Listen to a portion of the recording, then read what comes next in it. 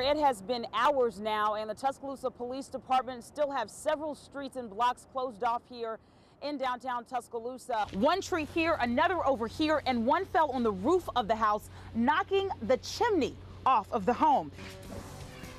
But first, the latest on that movie theater massacre in Aurora, Colorado. Good evening, I'm Arielle Clay. It made efforts to clean up and contain that spill in the Gulf very difficult. Police have now cleared this scene, but I was just talking to family members. I literally just ran across the street. They are extremely emotional. When trying to escape a burning house, stay as low to the ground as possible. Also, grab a shirt or towel. And we should know the future of Alabama's controversial law next week when Judge Sharon Blackburn rules on if it is legal. One person was brought out of the store in handcuffs and put into a police unit. We do not know if that is a suspect or not. Rick and Janice, it was about 5 to 10 minutes ago when several police officers rushed into the home here on Arlington Avenue. I'm going to step out of the way and let you guys take a look. Someone opened his box and took the bill out. Then he says they washed it and used it at Walmart. And the flames are out here at this home on the 4900 block of 7th Avenue in Wylam, but the investigation into what caused it has just started. When you stand on the front porch of a house, you're not supposed to be able to look down into it. This is what used to be the front door of the Youngblood Waters family home. Now they're spending the day trying to salvage what they can. We're just trying to see what we can just get what's left. It will take time recovering what's left of her life, searching through upturned drawers, going from room to room with the help of her family.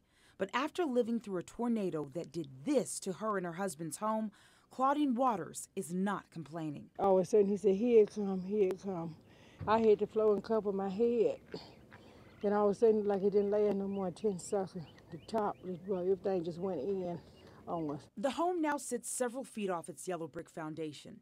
It collapsed into the basement where the couple was hiding, breaking Claudine's leg. And my husband said, "Help me, I can't move." So I started crawling to him with the light in my hand. And he was pinning it, I couldn't move him. Waters realized she needed help to free her husband, but finding it meant getting out from under her caved-in home. I kept crawling, and crawling. I got to the side of the house with a little crack. I could see the light. It was from this small hole, crowded by bricks and splintered wood, that Waters finally made it out from where she was trapped. Rescue crews then helped her husband. When I got up midway to the street, I seen my mama standing. So it was like out of breath. Just like came back into my body. It was like literally I wasn't breathing. Each breath is becoming easier for Waters' daughter as she stands among the twisted metal and walks through the rubble that now only slightly resembles the house her parents spent 20 years making a home. It's the items with sentimental value that the family is trying hardest to recover. Items like this picture here, caught up in the rubble. They say while they know they can't put their house back together, the memories they made while living here will always remain intact. For now in Pratt City, Arielle Clay, Fox 6 News, on your side. Let's check in with Fox 6 News reporter Arielle Clay now. Arielle?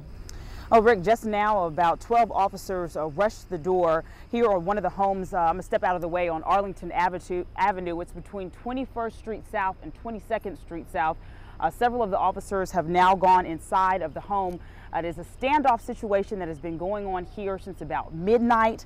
The officers have been out here. We did get a chance to see the man the suspect that is inside the house talking to police through the front door, through the burglar bars of the front door of the home. At one point, police handed the man a cell phone. We have not gotten a lot of information about what has caused this standoff or what exactly is going on here.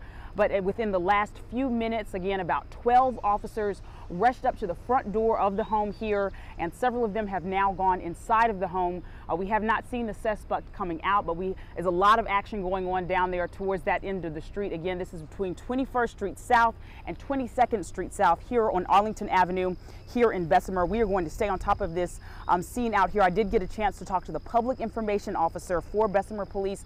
He could not give me any information right now, but he says that he's going to try to get some and bring it back to us as soon as he can. I'm going to send it back to the newsroom now. I don't know why, but I always wanted to grow a big pumpkin. I guess Charlie Brown got me started. And you'll see the great pumpkin with your own eyes.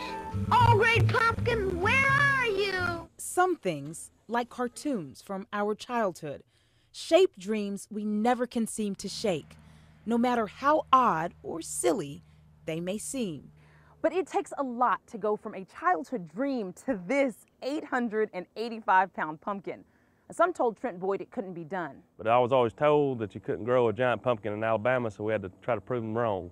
And that he did, with the help of his wife and 6 kids. In mid-April, on their Coleman farm, the family started growing seeds from a mother pumpkin that weighed more than 700 pounds. We got the good seeds, which that's what you need. And you need good soil. So we added hundreds of pounds, truckloads of manure. It also took up to 150 gallons of water a day. And with that recipe, Boyd's pumpkin took off. After a few months, there was no doubt it was big. Boyd just wasn't sure how big. We had a clue that it was over 800. Big. August 11th, Boyd got confirmation at the Indiana State Fair. The 885-pound pumpkin came in 3rd place, shattering the Alabama state record by hundreds of pounds. We were real happy that we got one that big. Real satisfying. And Boyd's not stopping here. We just want to grow the biggest pumpkin we can get. A new dream of sorts. And this time he gets to share it with 6 kids who, like him, dream really big. I don't see how a pumpkin patch can be more sincere than this one.